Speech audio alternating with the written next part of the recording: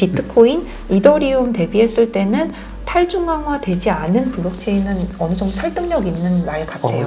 하지만 보고서에서는 뭐라고 말씀을 하시냐면 이런 비트코인, 이더리움 대비해서 탈중앙화 되지 않았다고 해서 중앙화됐다. 이렇게 일분법적으로 우리 보지 말자.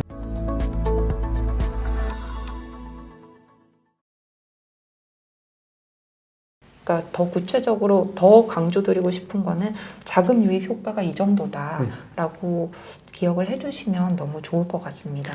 와, 이게 그러면 이 기준은 요걸 이제 달성했던 이 아까 말씀해 주셨던 요 전제 조건을 달성했을 때 요 가격대까지 가는 건데 요 가격이 14만 $1,000라고 했을 때 지금 가격과 비교를 하면은 한 4배가 조금 4배 가까이 되는 가격 상승이 있다. 잡은 전제 자체가 좀 어떻게 약간 보수적이라고 봐야 될까요? 아니면은 이게 그냥 무난한 정도의 전제라고 봐야 될까요? 그래서 실제 다른 분석들을 찾아보니까 정말 다양한 것 같아요. 그 실제적인 결과가. 그래서 보면은 이게 약간 다른 가정이나 이런 거를 다 배제하고 딱 요 효과만 정확하게. 주간 흐름과 그러니까 주간 자금 유입과 가격 향상을 딱 보셨기 때문에 약간 무난한 게 아닐까, 약간 무난하게 그리고 좀 단순하게 보신 게 아닐까라고 생각을 하고 있는데, 진짜 이분도 의도는 그건 것 같아요. 이게 출시 이후에 도대체 효과가 뭐냐, 좋다 하는데 이게 효과가 뭘까? 어떤 구차가 필요한 건데. 이거를 이제 수치화해서 보여드리면 뭔가 딱 이해 정도가 이제 딱 오니까 그거를 보여드리고 싶었던 게 아닐까라고 말씀을 드리고 싶고. 맞습니다. 그리고 가격이 어떻게 될까요? 관련해서 이제 내년 전망 같은 것도 궁금하신 분들이 많으실 것 같아요. 그래서 마침 내년 전망 관련해서는 이제 12월 초쯤에 저희가 이제 또 전망 보고서가 나오거든요. 그래서 저희 센터장님이랑 3명 애널리스트가 있는데 다 참여해서 전망 보고서 쓰니까 많은 관심 가져주시면 좋을 것 같습니다. 여러분들 아마 진짜 많은 분들 관심 가지실 것 같은데 꼭 확인하시고, 그리고 제가 만약에 나오면 저도 저희 커뮤니티에다가 공지사항을 한번 올리겠습니다. 감사합니다. 알겠습니다. 자, 이분은 아마 저희 구독자 여러분들께서 또 많은 관심을 가지고 계신 코인입니다. 리플에 대한 이야기들을 좀 해볼 텐데요. 자, 지금 이제 리플 소송에 대해서 많은 의견들이 이제 합의에 도달할 것이다, 뭐 이런 의견들도 있지만 뭐 그 의견에 대해서 합의에 이르지 못할 것이다, 뭐 이런 반대 의견들도 만만치 않게 있기 때문에 지금 이걸 이제 섣불리 이야기하기는 좀 그런데, 어쨌든 지금의 어떤 분위기들을 감안했을 때 만약에 리플 소송이 예정대로 그냥 진행이 됐을 때 이때 이제 어느 정도 시점에서 이 소송이 마무리될 것인지, 그리고 합의 가능성은 어느 정도 있는지 위원님 의견이 궁금합니다. 네, 지금 작가님께서 이미 요약 정리를 해주신 것 같은데요. 일단 다수의 의견은 내년 초에 이제 예정대로 진행이 되면 내년 초에 이제 판결이 날 것이거나 아니면은 그 전에 SEC랑 리플이 합의를 할 것이다라는 의견도 있는 것 같습니다.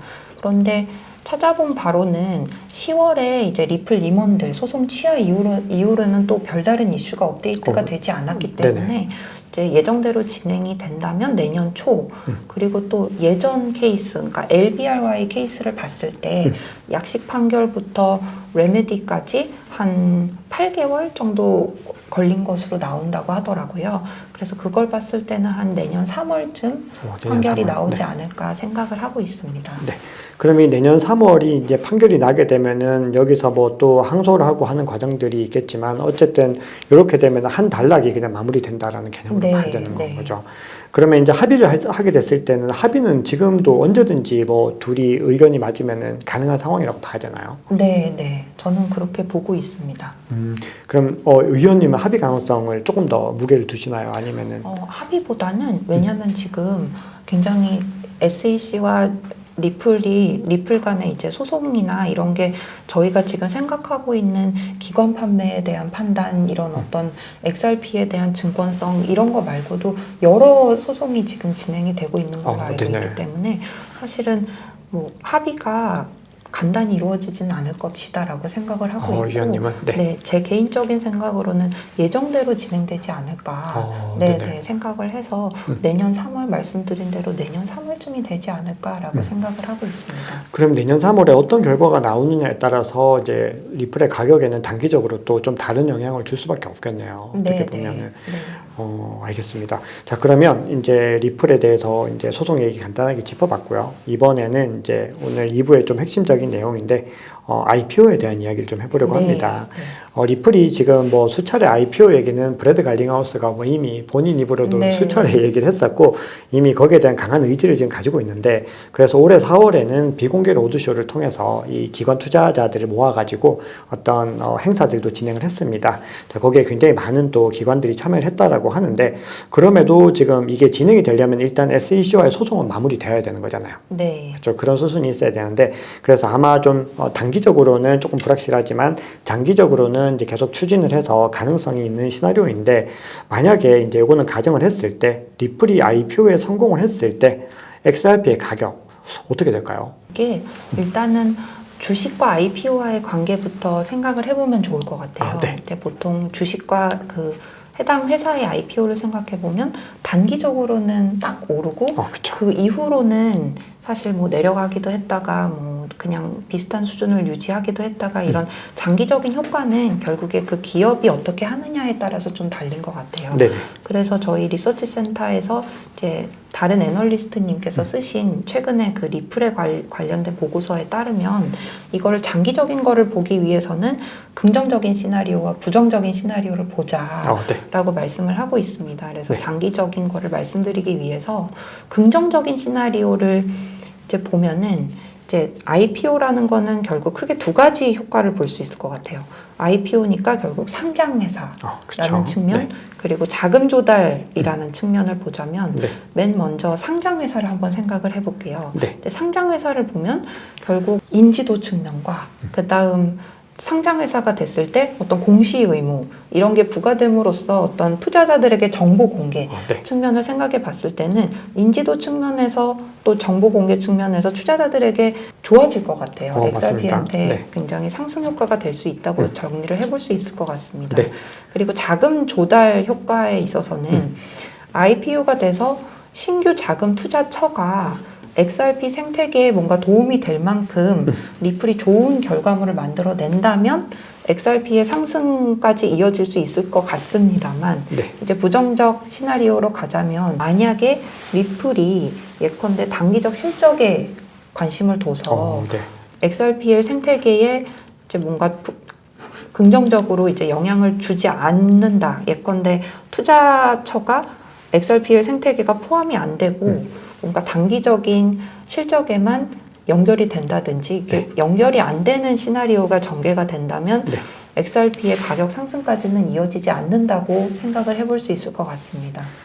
그럼 결국은 이제 리플랩스가 이 자금, 조달된 자금을 어떻게 활용하느냐의 문제가 결국 좀 변수가 될 수 있고 어쨌든 상장을 했다라고 하는 거는 투명성이나 신뢰도가 굉장히 많이 높아지는 거기 때문에 XRP에게는 분명히 유리한 과정일 수 있는데 저도 사실 이게 굉장히 많이 좀 늘 어떻게 될까 고민을 좀 많이 하는데 제가 보고서들을 찾아보면은 지금 아직 상장회사가 아니기 때문에 본인들 매출이나 영업이익 같은 걸 뭐 공개해야 될 의무가 없고 그러다 보니까 본인들이 공개하고 싶은 정보들만 공개를 하잖아요. 그래서 ODL 매출을 공개를 하고 있지만 다른 매출들에 대해서는 사실은 전체적으로 우리가 명확하게 이해를 할 수가 없는데 그거를 이제 명확하게 다 공개를 한다라고 했을 때는 이 XRP 커뮤니티의 입장에서는 이 리플랩스를 향해서 뭔가 조금 더 목소리를 낼 수도 있지 않을까 이런 생각도 해보는데 위원님은 이건 어떻게 보시나요? 글쎄요. 그 부분은 어떻게 될까요? 작가님은 어떻게 생각하시나요? 이게 제가 약간은 그래도 이제 리플의 어떤 프로젝트들을 좀 단기적으로 그래도 프로젝트 자체를 조금 약간 불리시한 관점으로 보고 있기 때문에 그런데 이제 위원님 말씀을 들어봐도 분명히 거기에는 불확실성이 존재하거든요. 그러다 보니까 시나리오가 이제 존재한다는 거는 결국은 불확실성이 크다라는 의미로 해석을 할 수가 있다 보니까 결국은 리플랩스의 입장에서 이제 어떤 선택을 할까 이게 관건이 될 텐데 그래서 이제 좀 많이 고민이 되더라고요. 네, 그래서 이제 제가 드린 질문들이 조금 더 확대를 해보면은 결국은 우리가 이 리플과 XRP는 구분해야 된다라는 문제들이 있고 그렇게 됐을 때 XRP 커뮤니티가 자립적으로 지속 성장을 좀 해야 되는 부분들이 있는데 그 가능성은 위원님 어떻게 보시나요? 일단 이따가 구체적으로 말씀드리겠지만 리플과 XRP의 관계가 생각보다 이렇게 독점적이지가 않기 때문에 결국에 리플의 생태계에 말씀하신 성장도 리플에 뭔가 전적으로 의존할 필요는 없다고 생각을 하고 있습니다. 왜냐하면 일예로 SEC와 리플 간 소송만 봐도 굉장히 커뮤니티가 좀 결집력을 보여줬달까요? 그렇게 보고서에서는 설명을 하시고 있고 또 생태계 발전도 리플뿐만 아니라 다른 기여자들도 일부 이제 노력을 하고 있는 거를 확인을 할 수 있기 때문에 말씀하셨던 XRP 커뮤니티의 지속 성장 가능성이라는 건 결국 리플이라는 한 기업에 의존하느냐 아니면 앞으로 더 많은 기여자들이 참여를 해서 이걸 이끌어내느냐에 좀 더 달린 것 같습니다. 결국은 이제 많은 분들이 리플과 이제 XRP에 대해서 너무 동일시하는 부분들을 분명히 경계를 해야 되는 것이고, 네, 맞습니다. 장기적으로 결국 XRP가 성장하려면은 XRP 커뮤니티가 단단하게 커져 나가야 되는 과정들이 반드시 필요한 거고, 이제 그렇게 됐을 때 사실 리플의 입장에서도 생각을 해보면 XRP 커뮤니티가 탄탄하게 성장을 한다라고 하면 거기에 더 자금을 조달할 수밖에 없는 상황이 될 수밖에 없잖아요.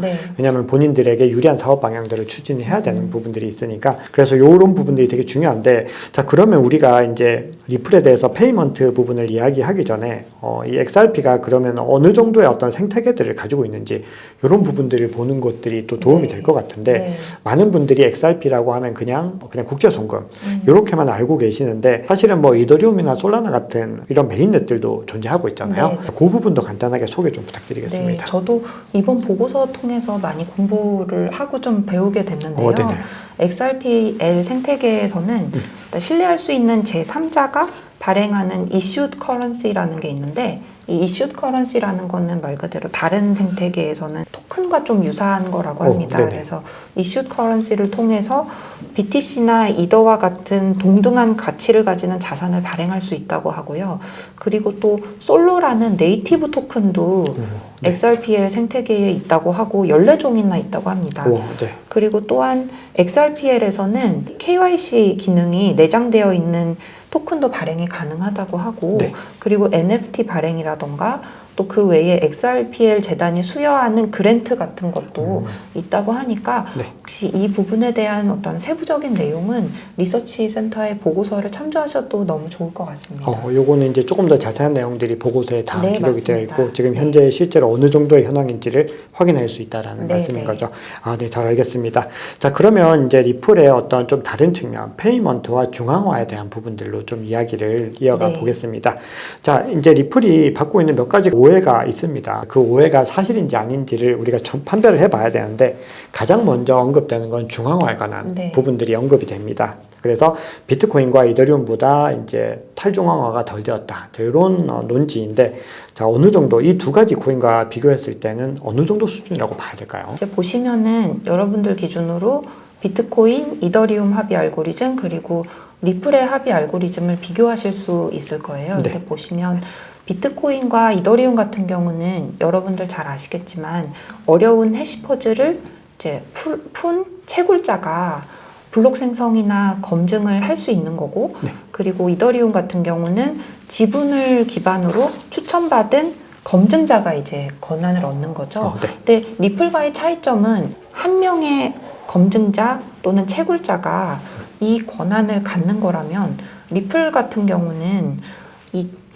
여러 명의 검증자들이 어떤 트랜잭션 세트에 대해서 합의를 하는 연합 비잔틴 합의 알고리즘의 한 종류를 이제 합의 알고리즘으로 선택을 하고 있다고 합니다. 그런데 여기서 좀 중요한 컨셉이 하나 나와요. 그런데 UNL이라는 게 있는데, UNL이 뭐냐면 아까 말씀드렸던 신뢰할 수 있는 검증인의 리스트를 말하는데, 이 UNL에 XRPL 재단이, 그러니까 그 UNL이라는 거에 검증이랑 합의 권한을 주는 거죠. 그런데 중요한 게 이게 비판받는 포인트가 여기서 나오는데요. 이 XRPL 재단이 노드를 이제 일정 기간 운영을 하고, 그리고 검증인들한테 신뢰를 받는 노드를 주기적으로 UNL에 포함을 시킨다는 거죠. 그러니까 블록체인 업계에서는 무슨 비판을 하냐면, 이 UNL 리스트 선정에 XRPL 재단이 관여를 하는 건데, 그러면은 비트코인과 이더리움 대비해서 탈중앙화 되지 않았다. 그러니까 중앙화된 블록체인이다라고 비판을 하고 있습니다. 그러면 아까 물어보셨던 거에 답변을 드리면, 비트코인, 이더리움 대비했을 때는 탈중앙화되지 않은 블록체인은 어느 정도 설득력 있는 말 같아요. 네네. 그런데 하지만 보고서에서는 뭐라고 말씀을 하시냐면 이런 비트코인, 이더리움 대비해서 탈중앙화되지 않았다고 해서 중앙화됐다. 이렇게 네네. 이분법적으로 우리 보지 말자. 그러면서 그 반론도 말씀을 하시고 계시는데 네. 반론을 제기하는 분들은 뭐라고 말씀을 하시냐면 컨소시엄 블록체인이라고 컨소시엄 블록체인이 뭐냐면 여러 명의 기업이 이런 검증에 참여하는 블록체인. 그게 뭐냐면 예컨대 위믹스나 뭐 클레이튼처럼 네네. 이런 컨소시엄 블록체인 대비해서는 좀 탈중앙화된 컨소시엄 블록체인이다. 네네. 그 이유는 뭐냐면 아까 말씀드렸던 UNL 리스트에 그거 외에 검증인이 또 있어요. 근데 이 검증인이 아무 일도 안 하느냐? 그게 아니거든요. 그러니까 검증인이 무슨 일을 하냐면 UNL의 유지에 영향을 줘요. 네. 그러니까 이 UNL을 유지하느냐 아니면은 계속 뭔가 변화를 시키느냐 이런 거에 검증의 역할이 있기 때문에 어느 정도는 컨소시엄 블록체인 대비해서는 좀 유연하다. 유연한 컨소시엄 블록체인으로 볼 수 있지 않느냐라는 설명을 하고 있기 때문에 이런 반론도 좀 우리 생각을 해보자. 이분법적으로는 보지 말자. 이런 설명을 하고 계십니다.